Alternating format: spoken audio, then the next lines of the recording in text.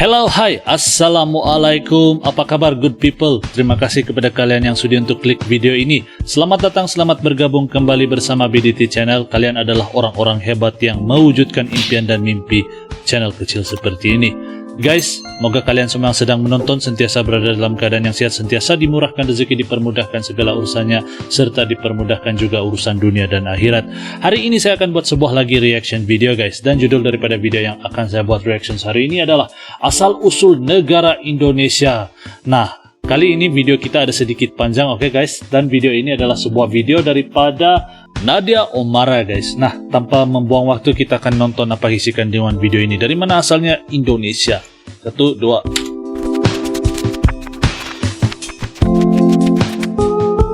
Dan apabila mendefinisikan nenek moyang orang-orang Indonesia sebagai masyarakat yang paling lama tinggal di tanahnya Nusantara ini, maka berarti yang pantas disebut oleh nenek moyang Indonesia ini adalah siapa? Hai, wassalamualaikum warahmatullahi wabarakatuh. Terima kasih sudah klik video ini. Oke Wak, jadi di Selasa malam ini Nadia akan kembali membawakan sebuah cerita sejarah, yaitu tentang asal-usul negara kita, Indonesia. Dan jujur juga untuk kisah ini banyak sekali dari kalian yang sudah request, dan aku secara personally juga pengen banget, tertarik sekali pengen ngebahas ini buat kalian. Karena memang sebenarnya aku juga penasaran kali Wak sama asal-usul Indonesia ini loh. Awak udah lama tinggal di sini, asal-usulnya kita nggak tahu ya kan. Dan juga nih Wak ya, waktu pengen ngebahas ini sebenarnya ada 3 pertanyaan yang muncul di otak aku. Pertama, siapa sih yang sebenarnya mencetuskan nama Indonesia? Yang kedua, tanah kepulauan Indonesia ini sebenarnya itu terbentuknya gimana sih? Dan yang terakhir, aku tuh penasaran kali sama asal-usul nenek moyang kita dari zaman-zaman dulu tuh. Dan yang jelas nih Wak ya, semua informasi yang akan aku coba bawa di sini tuh berdasarkan research di internet ya. Karena memang aku juga bukan ahlinya, dan aku tidak mengklaim kalau aku ini expert kali lah di bidang sejarah Indonesia. Dan aku sangat terbuka sekali kalau misalnya ada Wak di sini yang tahu lebih banyak lagi tentang sejarah Indonesia, please sekali komen di bawah Wak. Tambahkan informasi yang sudah aku sampaikan atau perbaiki jika ada yang keliru ya. Intinya kita sama-sama belajar aja lah gitu ya. Soalnya nih Wak ya, saat mencari-cari informasi ini banyak kali tuh informasi baru yang aku dapatin, yang jelas bisa nambah pengetahuan tentang Indonesia lah gitu. Mana tahu kan dari informasi yang aku sampaikan kalian juga baru dengar ya kan? Jadi bisa nambah pengetahuan juga di kita sama-sama gitu ya. Sama-sama belajar aja Wak, biar gampang. Oke, jadi biar tidak berlama-lama lagi, kita langsung masuk aja ke ceritanya. Check it out. Oke, let's go. Asal-usul nama Indonesia guys. Oke Wak, jadi memang untuk asal muasal dari nama Indonesia ini, sejarah mencatat Indonesia ini juga dikenal dengan sebutan Nusantara. Jauh sebelum Indonesia ini. Oh, rupanya Indonesia dikenali sebagai Nusantara. Nah, kalau saya tidak salah, Indonesia ada ibu kota baru di Kalimantan yang dinamakan Nusantara kan? Kalau saya salah, betul kan? Dan sekiranya kalian ada tambahan atau ada masukan, komen di ruangan di bawah bagi saya pencerahan. Terima kasih guys, kita nonton lagi.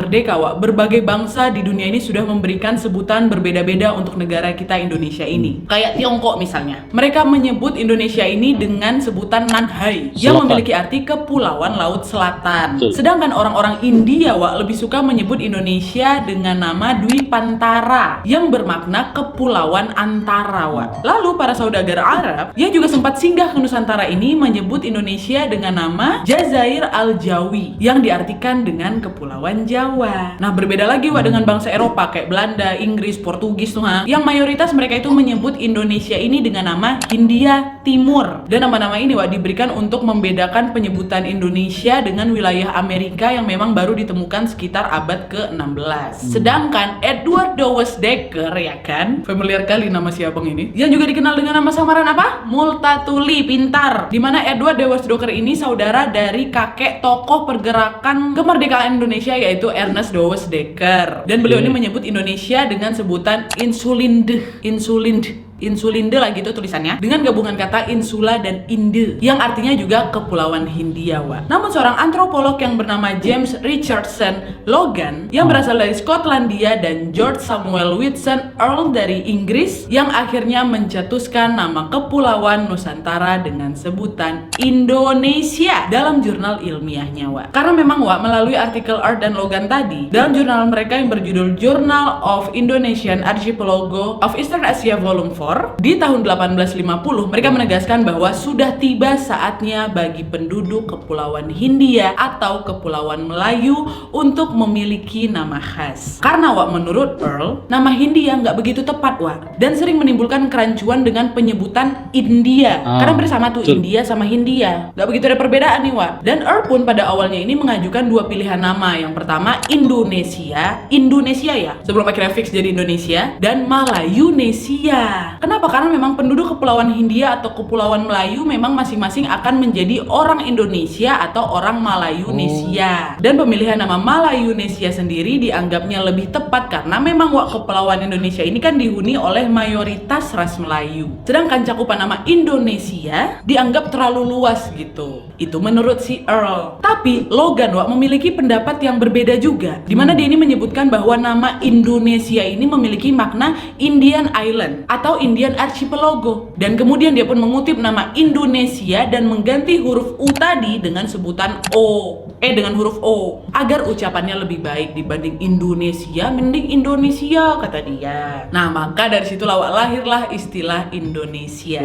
Dan menurutnya Indonesia ini lebih singkat ketimbang istilah panjangnya yang tadi tuh Indian Archipelago. Dan dari situ untuk pertama kalinya kata Indonesia dikenal oleh dunia melalui tulisan Logan yang berbunyi Mr. Earl menyarankan etnografi Indonesian dan Malayunesian, dan saya lebih suka istilah geografis murni Indonesia yang hanya sinonim dan lebih pendek untuk pulau-pulau Hindia atau Kepulauan Hindia. Nah jadi gitu Dan setelahnya dalam setiap kali melakukan kajian ilmiah, Logan ini selalu menyebutkan nama Indonesia secara konsisten dalam jurnal-jurnal ilmiahnya. Dan pada tahun 1884, guru besar etnologi di Universitas Berlin yang bernama Adolf Bastian menerbitkan buku berjudul Indonesian Order di Inseln des Malaysian Archipel, maaf kalau salah, atau bermakna Indonesia atau pulau-pulau di Kepulauan Melayu. Dan buku yang diterbitkan tersebut memuat hasil penelitian Adolf Bastian ini selama mengembara di Nusantara pada tahun 1864 sampai 1880. Dan dari sinilah nama Indonesia mulai populer tuh di kalangan sarjana Belanda, sehingga sempat ada nih yang beranggapan bahwa Bastian adalah orang yang menciptakan istilah Indonesia, padahal mah dulunya si Logan sama Earl tadi kan. Tapi memang kenyataannya Bastian mengambil istilah Indonesia dari tulisannya Logan dan Earl. Dan di Indonesia sendiri orang yang menggunakan istilah Indonesia untuk pertama kali adalah Bapak Suwardi Suryaningrat alias Ki Hajar Dewantara. Dimana pada saat itu di tahun 1913 saat Ki Hajar Dewantara ini diasingkan di Belanda, dia mendirikan pers dengan nama Indonesisch Persbureau. Dan di saat inilah Douwe Dekker, Ki Hajar Dewantara, dan Dr. Cipto Mangunkusumo mulai menggunakan Indonesia sebagai identitas publik mereka dan digunakan untuk mengusung gagasan modern berpolitik dalam Partai Hindia. Di mana orang-orang kelahiran Indonesia harus mulai membangun kesadaran berpolitik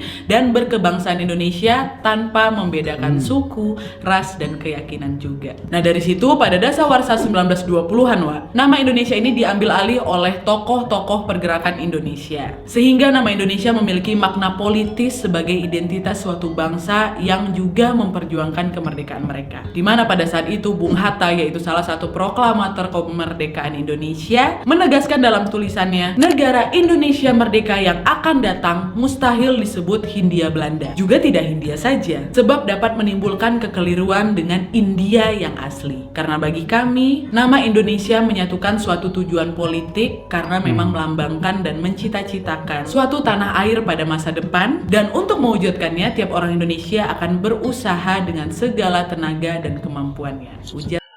Nah guys, setakat di sini yang saya paham, nama Indonesia itu pada asalnya adalah Indonesia, huruf U, tapi diubah oleh Logan kepada Indonesia, dan ini digunakan sehingga hari ini.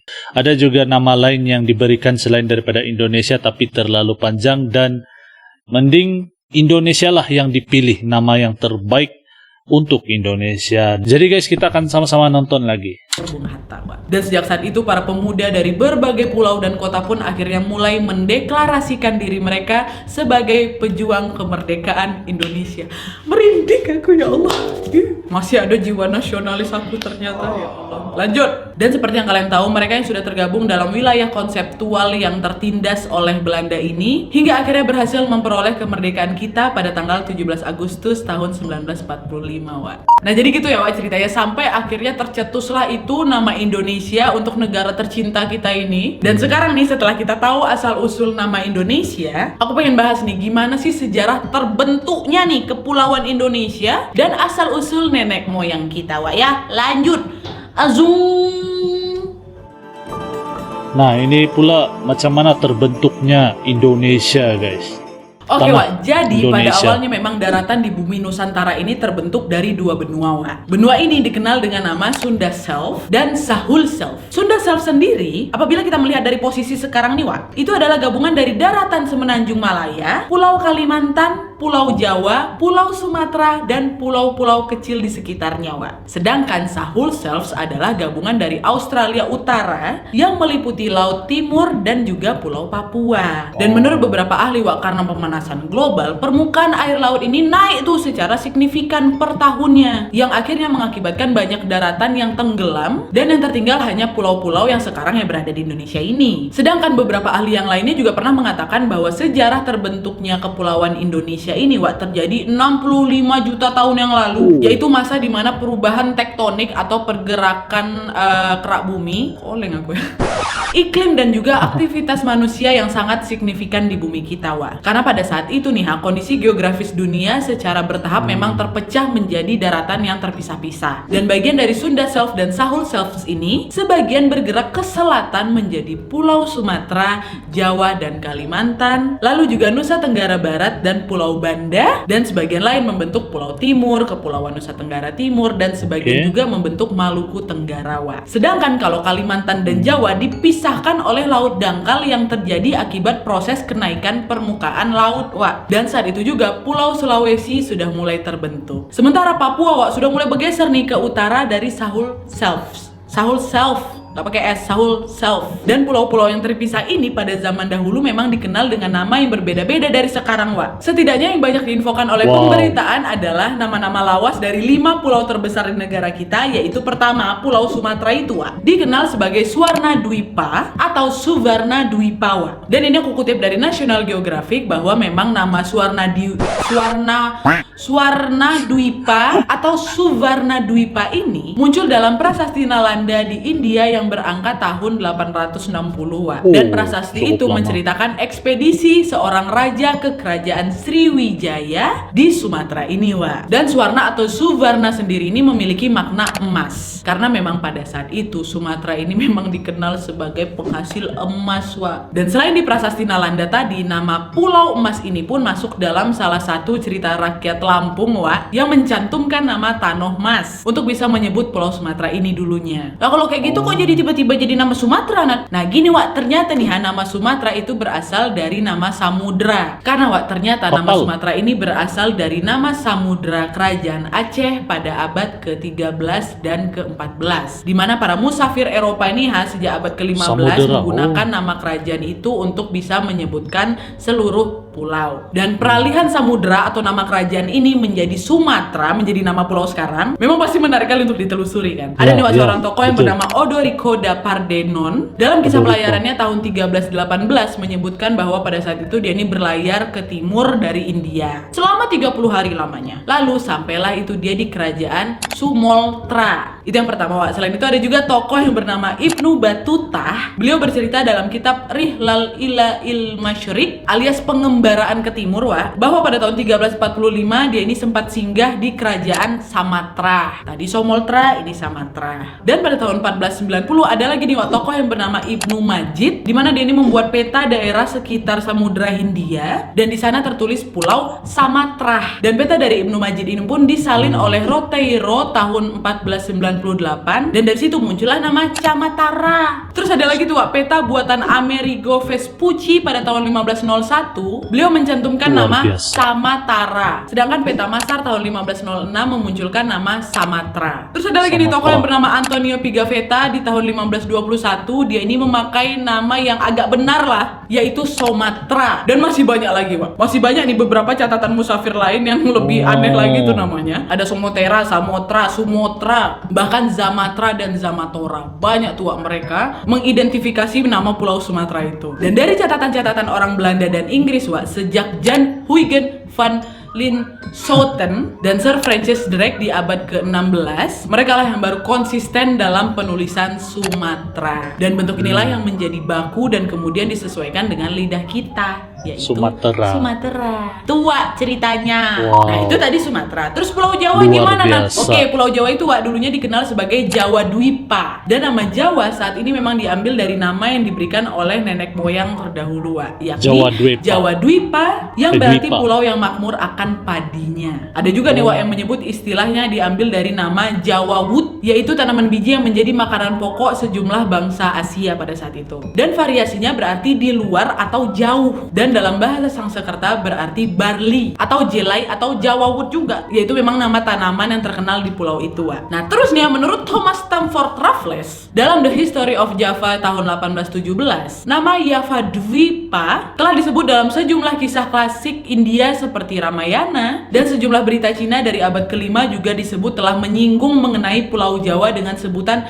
Shipo. Dan menurut Dennis Lombard, Wak, berita Cina dari masa dinasti Yuan kemudian menyebutnya sebagai Zauwa. Itu tuh sebutan Pulau Jawa dari zaman ke zaman, Wak, sampailah akhirnya menjadi nama Jawa yang disesuaikan dengan lidah bangsanya. Terus ketiga, Pulau Kalimantan. Betul, Wak, memang dari dulu dikenal sebagai Borneo. Di mana Nah, nama ini Borneo tempat ini saya, dicetuskan guys. oleh kolonial Inggris dan Belanda untuk bisa menyebutkan Kalimantan. Dan hal itu berasal dari sebutan untuk Kesultanan Borneo, Brunei, Kalimantan. Wak. Loh, kenapa? Ya seperti yang kalian tahu, hal ini dikarenakan letak negeri kerajaan itu yang berada satu pulau dengan Kalimantan. Tapi meskipun begitu, Wak, Eugene Linden menyebutkan bahwa kemungkinan kata Borneo itu bisa juga berasal dari bahasa Sangsekerta Varuna, yaitu dewa hujan yang dipercaya oleh masyarakat Hindu, Wak. Dan menurut seorang tokoh bernama Crawford dalam Descriptive Dictionary of the Indian Island pada tahun 1856, kata Kalimantan adalah nama sejenis mangga, sehingga Pulau Kalimantan adalah Pulau Mangga. Namun Pulau dia Mangga. menambahkan bahwa kata itu berbau dongeng dan tidak begitu populer. Nah, sedangkan menurut Seahorse dan McDougall, mereka menyebutkan bahwa kata Kalimantan ini berasal dari 6 golongan suku-suku setempat, yakni Dayak Laut atau Iban, Kayan, Kenya, Klemantan, Munut, dan Punun. Sementara dalam keterangannya Natural Man A Record from Borneo di tahun 1926, Seahorse ini menjelaskan bahwa Klemantan adalah nama baru yang digunakan oleh bangsa Melayu. Dan lain halnya juga dengan Profesor Dr. Slamet Mulyana dalam bukunya berjudul Sriwijaya di tahun 2006. Kata Kalimantan itu bukan kata Melayu asli, tapi kata pinjaman, sebagai halnya kata Malaya, yaitu Melayu yang berasal dari India. Dan ditambah lagi ada yang menyebutkan kalau Kalimantan atau Klemantan ini berasal dari Sangsekerta, yaitu Kalamantana, yang berarti pulau dengan udara yang sangat panas atau membakar, Wak. Nah, karena memang vokal A pada kata Mantana itu menurut kebiasaan tidak bisa diucapkan atau sulit diucapkan, maka kata Kalamantana ini diucapkan dengan Kalmantan, yang disebut oleh penduduk asli dengan Klemantan atau Kuala Montan, yang akhirnya diturunkan menjadi Kalimantan. Luar biasa. Agak panjang ya, tapi itu pula sejarahnya, Wak. Oke guys, terima kasih kepada Anda yang sudi untuk nonton. Pastikan kalian nonton part keduanya di sini, oke guys? Salam santun, salam damai, salam silaturahmi. Assalamualaikum.